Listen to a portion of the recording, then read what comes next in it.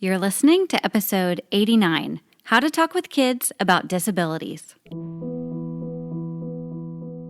Hello, my friends. I'm so happy you're here today.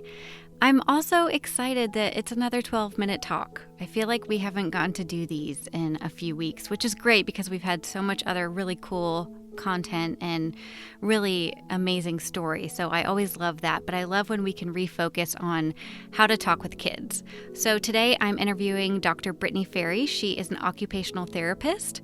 She has found a passion in talking with kids about disabilities. And so Dr. Brittany Ferri talks about her program Social Fly. It's a social and motor skills curriculum that educates kids ages 5 to 12 about disabilities.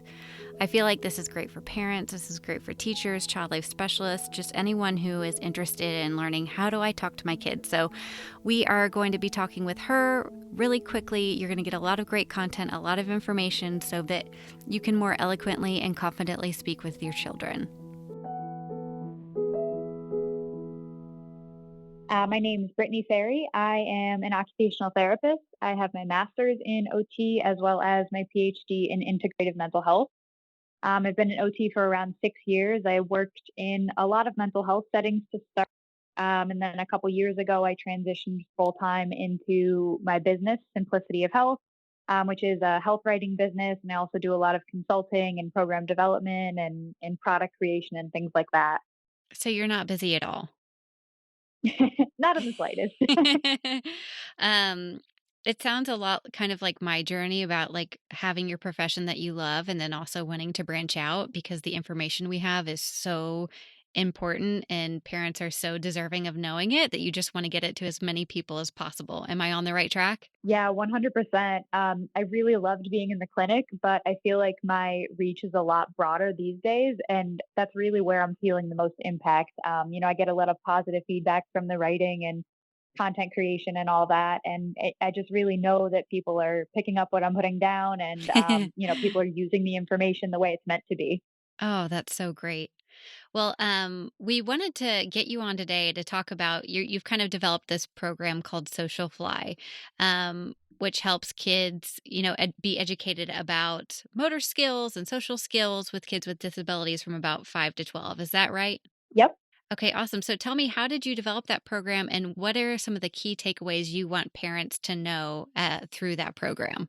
So it's a really unique program. I found it really important for kids to not only learn about disabilities, but still work motor skills and social skills that can be so tough sometimes. And especially throughout our pandemic, kids aren't really getting the interaction that they need sometimes. So it's really important to have a program that kind of works on that and can go with you anywhere that you want to go. They can use it at home, they can use it in school, hospitals, wherever. And so I really wanted to make it also available to parents because I know that parents want to play a really big role in their child's life and progress and development.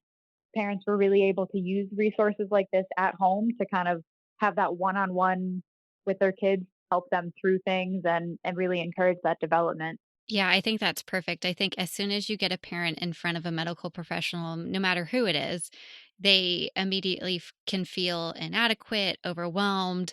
And so the more easier it is for like kind of the word you're using guide to help guide parents, that just sounds like the perfect program. And so is it just for kids with disabilities? Is it for all different kinds of kids? It's for all different kinds of kids. So, I mean, the premise of it is that it talks about disabilities and lets kids know that either they're not alone in their disability or there's other people out there that are different from them, but it's nothing to be afraid of or intimidated by.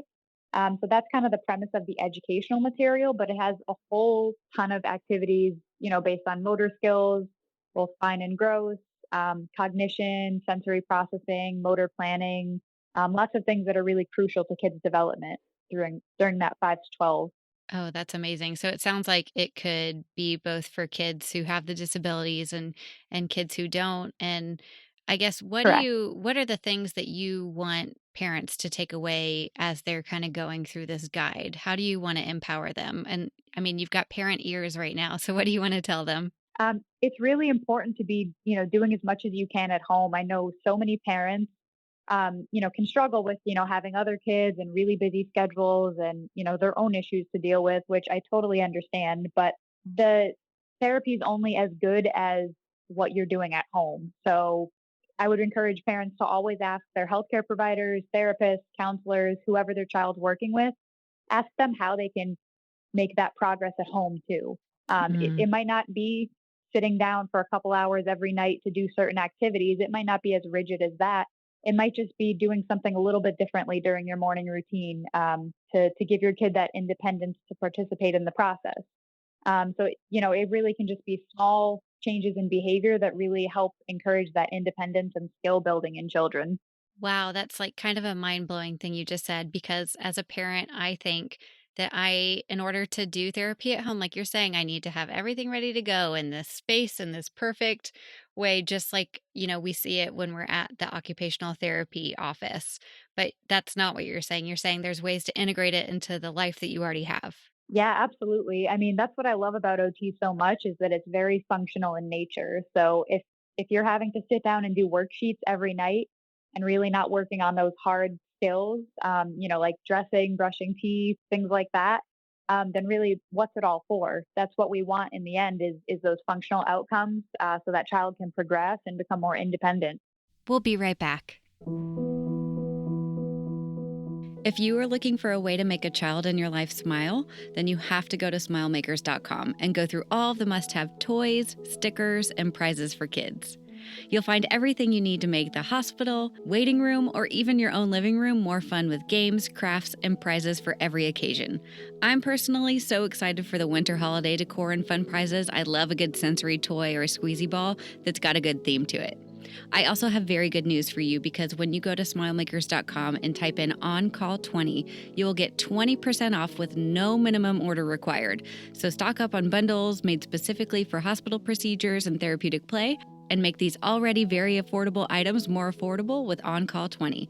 That's smilemakers.com and On Call 20 for 20% off your entire order.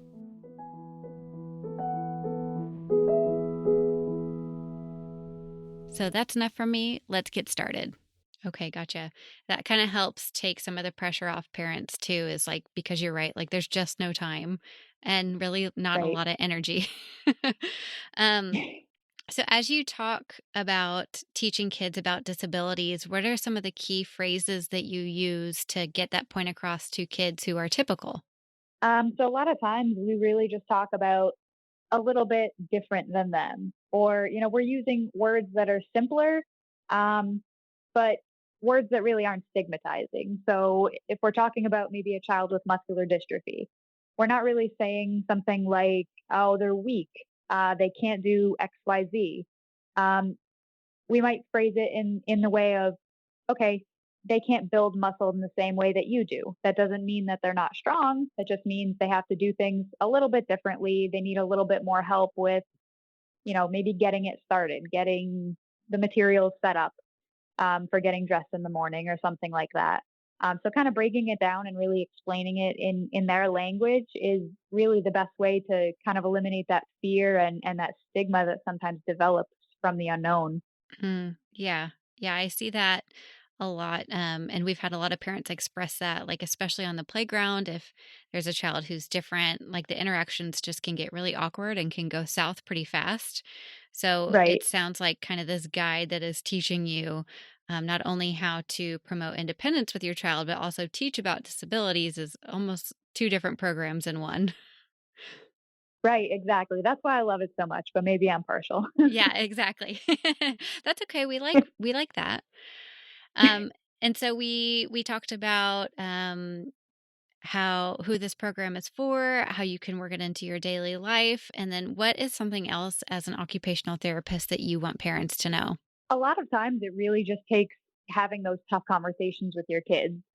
It might be a little tough at first, if they ask for, where babies come from or, why things hurt the way they do, especially if a child has a chronic condition or something like that. It can be difficult to answer those tough questions, but honestly, it makes such a big difference in the long run if you actually sit down and talk to them about it instead of either sheltering them from it or ignoring it or even worse, lying to them.